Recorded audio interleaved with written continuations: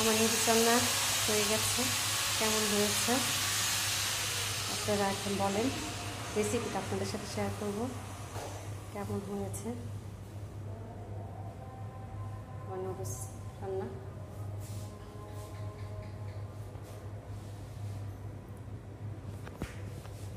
বলবেন আপনারা।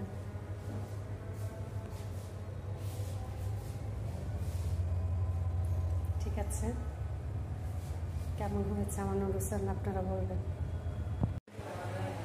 আমি নুডলসটা রান্না করবো। ক্যাপসিকাম কেটে নিয়েছি, পেঁয়াজ কুচি, গাজর কুচি, টমেটো কুচি, মরিচ, আর এখানে মুরগি কুচি করে নিয়েছি, চিকেন, রসুন কুচি, সস।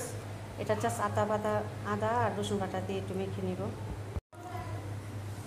তো আদা, হাফ চামচ আদা, হাফ চামচ রসুন দিয়ে, একটু লবণ দিয়ে, সেটা 1 চামচ সয়া সস দিই, জাস্ট একটু মেখে নেব। হাফ চামচ লাল মরিচ দিয়েছি, একটু মেখে দিব। গরম পানিতে আমি তেল দিয়েছি আর লবণ দিয়েছি, নুডলসটাকে সিদ্ধ করতে দিলাম, বয়েল করতে দিলাম। একটু তেল লবণ দিয়ে আমার নুডলসটা সিদ্ধ হয়ে গেছে। আমি এখন চিকেনগুলো ভাজতে যাব। তেল দিয়ে আমি চিকেনটা ভেজে নিচ্ছি।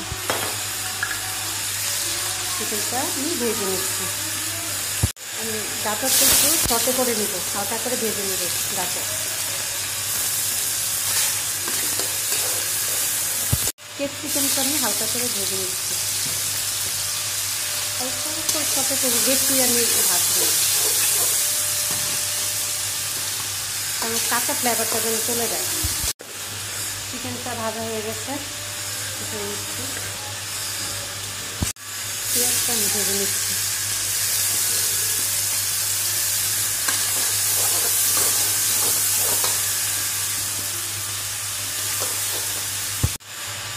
আমি চিকেনটা ভেজে নিয়েছি, একটু কুচি করে নিয়েছি, অল্প ছিল বলে পেঁয়াজটা গাজর সব কিছু হালকা করে ভেজে নিয়েছি, নিজে সিদ্ধ করে নিয়েছি। জাস্ট এখন আমি রসুন দিয়ে ভাজবো আর সস দিয়ে, টমেটো সস দিয়ে।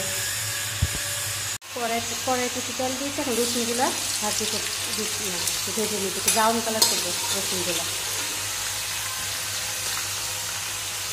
একটু ভাজি, ব্রাউন কালার করবো। ব্রাউন কালার হয়েছে, এখানে আমি সস দিয়ে দিলাম, প্রায় 6-7 চামচ সস হবে দিয়ে দিলাম।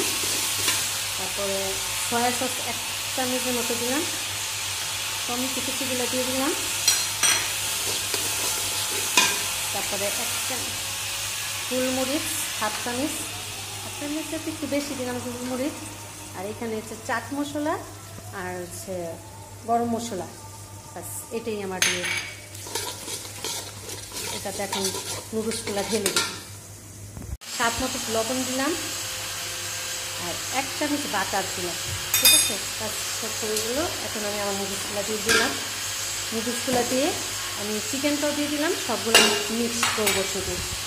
আর আমার ভেজে রাখা পেঁয়াজ, ক্যাপসিকাম, গাজর এগুলো সব দিয়ে দিলাম। এখন সব দিয়ে কয়েকটা কাঁচামরিচ দিয়ে দিলাম, সবগুলো এখন মিক্সড করবো। এখন সব কিছু মিক্সড করছি, সব কিছু তো ভাজাই আছে, জাস্ট একটু মিক্সড করতেছি নুডলস।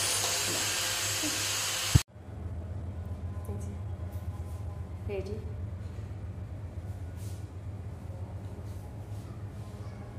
নুডলস রান্না রেডি।